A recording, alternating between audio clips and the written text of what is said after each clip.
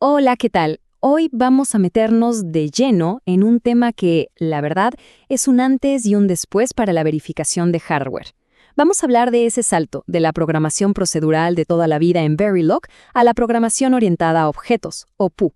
Es un cambio de chip, sí, pero uno que de verdad puede cambiar las reglas del juego en cómo armamos y mantenemos nuestros test benches. A ver, empecemos con una pregunta que seguro a más de uno le va a resonar. ¿Alguna vez han visto su código de test bench y han pensado, ¿esto es un enredo de arrayos estáticos? Es un dolor de cabeza súper común en el mundo de Verilog, ¿no? Pues justo ese es el nudo que vamos a intentar desatar hoy. Y es que el problema de fondo es este. Tienes una simple transacción. Una, y su información está regada por todos lados. La dirección por acá, los datos por allá, el comando en otro arreglo. Es que no solo es poco práctico, sino que se convierte en una auténtica pesadilla para darle mantenimiento. Y ni hablar cuando el diseño se empieza a complicar. Muy bien, este es nuestro plan de vuelo para hoy. Primero, vamos a ver bien cuáles son los problemas de la forma tradicional. Luego, damos el salto a pensar en objetos. Después, nos armamos con el vocabulario básico de POO. Vemos cómo nace, vive y muere un objeto. Y cerramos viendo el resultado final, cómo construir test benches mucho, pero mucho mejores. Ok, vamos con la primera parte. Vamos a hincarle el diente a los problemas del método de siempre, para entender de verdad por qué ese camino procedural a veces nos deja estancados. El dolor de cabeza procedimental. Suena conocido, ¿verdad? El tema es que los datos y el código que los maneja viven como en mundos distintos, no se hablan.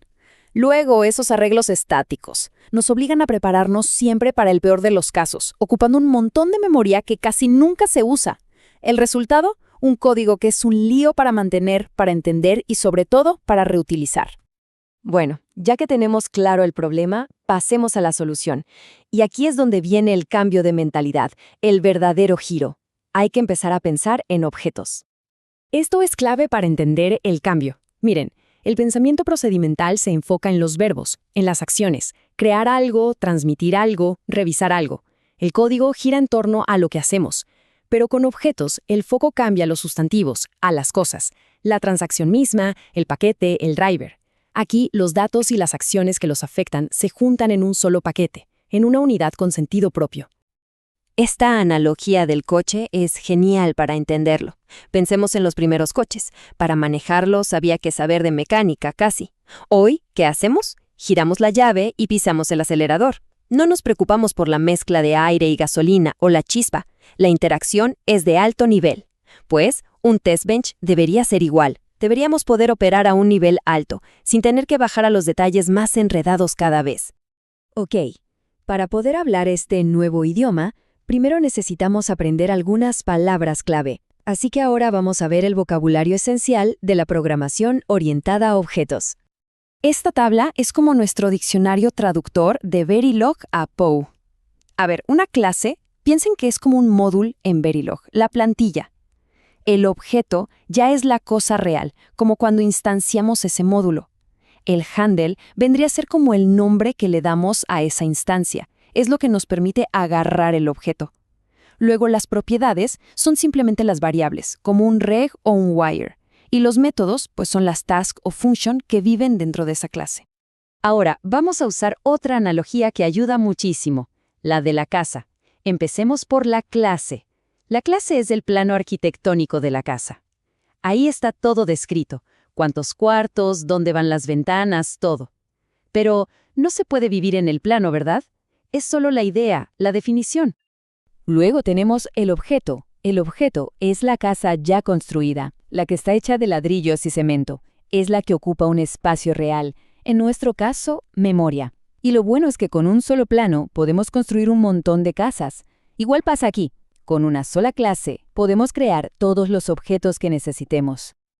Y para cerrar la analogía, está el handle. El handle es la dirección postal de la casa. Ojo, no es la casa, es solo el papelito que dice, la casa está en la calle tal, número cual. Es el puntero que nos dice dónde encontrar el objeto. Y esta diferencia entre la dirección y la casa en sí, créanme, es la clave para entender casi todo lo que sigue. Perfecto. Ya tenemos los conceptos básicos. Ahora veamos cómo todo esto funciona en la práctica. Vamos a seguir el ciclo de vida de un objeto, desde que nace hasta que lo recoge el recolector de basura. Entonces, para que quede súper claro, handle y objeto no son lo mismo. El handle se declara, es como crear una variable para guardar una dirección. El objeto se construye usando new función. Ahí es cuando de verdad se crea la casa y se reserva la memoria. Y lo interesante es que un mismo handle puede apuntar a una casa hoy y mañana a otra completamente distinta. Y esto nos lleva a un bug, un error que es un clásico de los clásicos. Imaginen esto, se crea un solo objeto de transacción antes de empezar un loop. Dentro del loop se le cambian los datos y se manda al driver. ¿Qué pasa? Que mientras el pobre driver todavía está trabajando con esa transacción, ¡pum!, el loop ya le está cambiando los datos por encima para la siguiente vuelta. El resultado es un desastre, datos corruptos que nadie sabe de dónde salieron. La solución, por suerte, es sencilla. La forma correcta es crear un objeto nuevo y reluciente en cada vuelta del loop. Así, cada transacción que se envía es única, es independiente, sus datos están seguros, estables. Lo que generamos es exactamente lo que se va a procesar. Cero sorpresas. Ahora, otro concepto que es importantísimo, la diferencia entre una copia superficial y una profunda. Una shallow copy, o superficial, es como si duplicaras un objeto que contiene otros objetos dentro, pero solo copias el contenedor. Los objetos de adentro siguen siendo los mismos. Si cambias algo en el interior de la copia, también cambia en el original. En cambio, una deep copy, o profunda, es una clonación total. Copia el contenedor y crea copias nuevas e independientes de todo lo que hay adentro. Son dos mundos separados. Y aquí está el peligro de la copia superficial. Es una trampa. De repente tenemos dos objetos de transacción que parecen distintos, pero por dentro ambos apuntan al mismo objeto de estadísticas. Si uno lo modifica, el otro se ve afectado sin que nos demos cuenta. Imagínense el dolor de cabeza para encontrar un bug así. Muy bien, ya vimos la teoría, los errores comunes. Ahora juntemos todo. ¿Cuál es la recompensa de todo este esfuerzo? ¿Para qué sirve todo esto? Pues para construir test benches infinitamente mejores. Las ventajas son clarísimas. El código se vuelve modular. Cada pieza, como el generador o el driver, vive en su propia cajita. Ganamos en abstracción. Dejamos de pelearnos con señales y empezamos a pensar en transacciones de alto nivel. El código es mucho más reutilizable porque las piezas no están súper amarradas al diseño específico. Y al final del día, todo es más fácil de mantener y puede crecer sin convertirse en un monstruo.